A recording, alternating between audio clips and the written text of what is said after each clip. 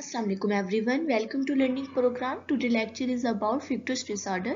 In which video I will be covered this disorder and the definition actually disorder क्या होता है, इसकी further types क्या है, symptoms and the treatment and causes इसके आपको मैं cover करवाऊंगी. So अगर आप इस चैनल पे न्यू है तो सब्सक्राइब करें और बेल आइकन को जरूर प्रेस करें बिकॉज न्यू वीडियोस का नोटिफिकेशन आपको बआसानी रिसीव्ड हो सकेगा. और अगर आपको ये वीडियो पसंद आए तो इसे लाइक एंड शेयर जरूर करें. इसलिए हम देख लेते हैं इसकी डेफिनेशन. फिक्टोरियस डिसऑर्डर में जो है ये एक मेंटल डिसऑर्डर है जिसमें पर्सन एक्ट करता है जैसे कि उसे फिजिकल या साइकोलॉजिकल इलनेस है, बट अगर हम उसका फिजिकल या साइकोलॉजिकल चेकअप करवाया जाए तो उनका कोई भी इलनेस नहीं होती. उनके सब टेस्ट क्लियर होते हैं लेकिन वो सिम्टम्स ऐसे शो कर रहे होते हैं जैसे कि उन्हें ये प्रॉब्लम है. फॉर एग्जाम्पल आपको मैं बताती हूँ, कुछ लोग ये प्लेयर सीकिंग के लिए ये काम करते हैं, या कुछ लोग जो होते हैं अटेंशन सीकिंग के लिए करते हैं कि लोग हमें देखें, या पेरेंट्स की तरफ से रिजेक्शन हो रही होती है तो वहाँ पे उनके अटेंशन सीकिंग के लिए करते हैं. आपको मैं एक सिनेरियो भी बताऊंगी कि इसमें मेडिकली आपके पास किस तरह के पेशेंट्स आते हैं, किस तरह के ये डिसऑर्डर है.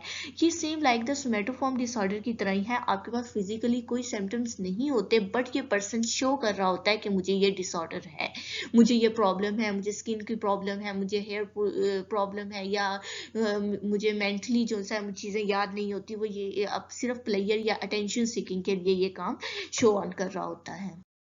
फर्दर अगर हम इसकी टाइप्स पे बात करते हैं तो 2 टाइप्स है. ये डिसऑर्डर इम्पोज होता है अपने आप के ऊपर भी पर्सन अप्लाई कर रहा होता है फिक्टोरियस का, और दूसरे लोगों पे भी. अपने ऊपर कैसे कर रहा होता है, आपको मैं एक सिंपल सी एग्जांपल देती हूँ कि जैसे कि एक लड़की आई है अपनी प्रॉब्लम लेके उसके पेरेंट्स के साथ, तो बच्ची के जो हैंड्स थे, सॉरी ट्रबल हुई, तो उसमें जो बच्ची के जो हैंड थे वो बहुत ज़्यादा जिसा कहते हैं छोटे छोटे नील डले हुए थे उसके पूरे हैंड पे, निशान थे पूरे हाथ पे, उसके दोनों हाथों पे. तो जब उसका चेकअप किया गया तो उसका जो फिजिकली लोग डॉक्टर्स ने कहा कि इसे शायद एलर्जी है या इसे कोई प्रॉब्लम है, स्किन प्रॉब्लम है. बट जब उसका फिजिकली चेकअप किया गया, टेस्ट अप्लाई हुए तो उसको कोई प्रॉब्लम नहीं थी, कोई एलर्जी नहीं थी. फिर उन्हें रेफर किया गया साइकोलॉजिस्ट के पास, तो उसे पता चला इसे फिक्टोरियस डिसऑर्डर है बिकॉज वो रात को क्या करती थी, अपनी ही हाथ के ऊपर बॉल पॉइंट्स को लेके बहुत जोर से टच करती थी, दबाती थी, जिससे उसके हाथ के ऊपर नील डल जाते थे. तो उसकी रीजंस भी पता चली कि ये क्यों वो ऐसी हरकत करती थी, कि मतलब वो अपने आप को खुद ही नुकसान कर रही है. उसकी रीजन मेन ये थी कि वो अपने पेरेंट्स की अटेंशन सीकिंग के लिए कर रही थी. वो प्रॉब्लम थी उसकी शेड्यूल में, स्कूल की लाइफ में, तो उसकी वजह से उसने पेरेंट्स के अटेंशन सीकिंग के लिए उसने अपने ऊपर इम्पोज किया ऑन सेल्फ. ये फिक्टोरियस डिसऑर्डर के जो पीपल्स होते हैं ये इम्पोज अदर पीपल्स पे भी करते हैं. अटेंशन रिसीव करने के लिए दूसरे लोगों को मारते भी हैं, दूसरे लोगों के साथ गलत रवैया करते हैं, या समटाइम बहुत अच्छा रवैया शो करते हैं फॉर द डिफरेंट रीजंस के लिए. तो ये 2 टाइप्स हैं. सिम्टम्स पे अगर हम करें तो इसका मेडिकली हिस्ट्री में कोई कंसिस्टेंसी नहीं होती, कि एक आपका ड्रामेटिकली जो चीज़ें आ रही हैं इनकंसिस्टेंट होती हैं, बल्कि ड्रामेटिकल चीज़ें नहीं आती इनकी हिस्ट्री में. और इसके जो सिम्टम्स हैं वो भी क्लियरली नहीं होते, कंट्रोलेबल नहीं होते, चेंज हो रहे होते हैं हर टाइम, क्योंकि वो खुद अपने साथ ही अप्लाई कर रहा होता है, अपने आप को खुद ऐसे हर्ट कर रहे होते हैं ये पेशेंट जो से होते हैं. तो इसलिए उनके जो हैं कंट्रोलेबल नहीं होते. दूसरा उसके सिम्टम्स में कोई ड्रामेटिकल चीज़ें हो जिस तरह वो नहीं होती, इनकंसिस्टेंसी होती है. और इसका कोई आप प्रिडिक्ट नहीं कर सकते कि ये इम्प्रूवमेंट हो रही है इस कंडीशन की, क्योंकि वो पर्सन खुद अप्लाई कर रहा है. आपने उसकी उस जो जिस वजह से जो जहाँ से ये सिम्टम्स काज हुए हैं वहाँ पे आपने चेंजिंग लानी होती है, वहाँ से आपने प्रॉब्लम को सॉल्व करना होता है. इसलिए सिम्टम्स पे आपका कंट्रोल नहीं रहता. मेडिकल और हॉस्पिटल में अगर आप टर्मिनोलॉजी का यूज़ करेंगे तो आपके पास कोई उसकी डिस्क्रिप्शन नहीं होगी, और उसके पास सर्जिकल स्कैर भी जो से है वो प्रेजेंट होंगे, मतलब उसकी बॉडी पे काफी निशान होंगे अगर उसे इस डिसऑर्डर्स के सिम्टम्स वो शो कर रहा है. वजह इसकी काजी जो है वो मेन ये है, डिप्रेशन में इंसान अपने आप को बहुत ज़्यादा हर्ट करता है या दूसरे लोगों को हर्ट करता है. इसकी जो मेजरली देखी गई है, पेरेंट्स का चाइल्डहुड में बच्चों को रिजेक्ट करना, निगलेक्ट करने की वजह से बच्चे उनकी पर्सनैलिटी ऐसी हो जाती है, वो अपने पेरेंट्स के अटेंशन लेने के लिए, अटेंशन सीकिंग के लिए वो अपने साथ ऐसा कुछ करती हैं कि पेरेंट्स हमारी तरफ अटेंशन दे और हमें टाइम दे. ये बहुत मेन रीज़न है चाइल्ड लाइफ में. अगर कोई पेरेंट्स निगलेक्ट कर रहे हैं अपने चाइल्ड्स को। सोशल सपोर्ट की वजह से बहुत ज़्यादा है कि लोग अपनी सोसाइटी को अंदर मेंटेन करने के लिए, लोगों को मिलने के लिए, लोगों की सपोर्ट लेने के लिए लोग अपने आप को हर्ट कर रहे होते हैं, या किसी को के ऊपर बहुत ज़्यादा आपको गुस्सा है, आपको वो बंदा अच्छा नहीं लगता, देन आप ऐसे जो है सिम्टम शो कर रहे होते हैं।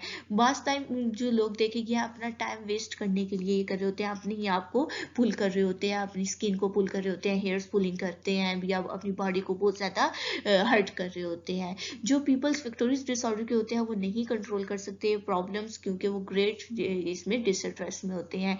मेजरली देखा गया है कि इसकी जो ट्रीटमेंट की जाती है वो थेरेपी है। थेरेपी में आपने उसकी रीज़न देखनी होती है, उसे ये प्रॉब्लम कहाँ से काज हुई। जैसे कि मैंने आपको एक सिनेरियो बताया, एक स्टोरीज टाइप, कि एक क्लाइंट थी, उसको वो अपनी स्किन को खुद ही बॉल पॉइंट से हर्ट करती थी। तो उसकी रीज़न ये थी, वो जिस स्कूल में पहले थी वो बच्ची, वहाँ पे वो बहुत अच्छी फर्स्ट पोजीशन ले रही थी, लेकिन जैसे उसके पेरेंट्स ने उसे हाई लेवल के स्कूल में शिफ्ट किया कि हमारी बच्ची बहुत लायक है, ये न्यू स्कूल में जाएगी तो बहुत अच्छा चलेगी, उन्होंने जब हाई लेवल पे शिफ्ट किया तो वहाँ पे उससे ज़्यादा लायक बच्चे थे, तो वो परफॉर्मेंस अच्छी नहीं कर सकी।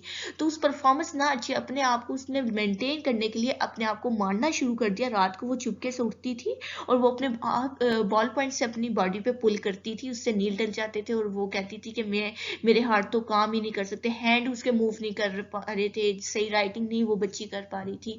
तो उसने जो है पेरेंट्स की सीकिंग के लिए कि पेरेंट्स मुझे ये मत समझे कि मैं नालायक हूँ, सिर्फ इतनी सी रीज़न की वजह से बच्चे के अंदर डिस्टर्बेंस आनी शुरू हुई, उसकी पर्सनल लाइफ जब डिस्टर्ब हुई तो उसने अपने आप को ही डैमेज करना शुरू कर दिया।